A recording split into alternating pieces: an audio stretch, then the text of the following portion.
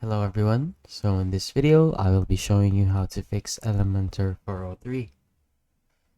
So the 403 error cannot activate license. So the issue with Elementor 403 is that you're trying to activate a license that gives 403 error or cannot activate a license error.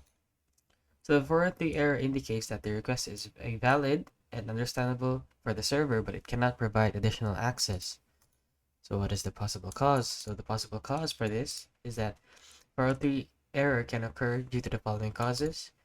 It can occur due to authorization issues, a corrupt HT access file, IP blocking issues, or firewall issues. So if you have a firewall issue, you can try to turn on or turn off your firewall, see if that works. Or if you have a IP blocking issue, make sure that your IP is not blocked, or you have a encrypted IP. Or if you have a corrupt HT access file, you may need to redo everything. Or if you have authorization issues, make sure that you are an admin of the account.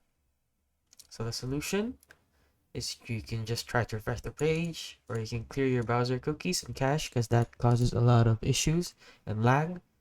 Or you can disconnect from your VPN. If you have IP blocking issues, you can disconnect your VPN if you have one. You can also deactivate WordPress plugins because some plugins might interfere or might conflict with other features. So you can also check for URL errors and make sure you're specifying an actual web page file name and extension, not just a directory. So when you specify or you check for URL errors, make sure that it is a complete URL. Make sure it's just not a link or an empty link or a dead one. And that is it. If the issue persists, ask your hosting company or the page that you're trying to edit for some help. So if you found this video helpful, please consider liking and subscribing.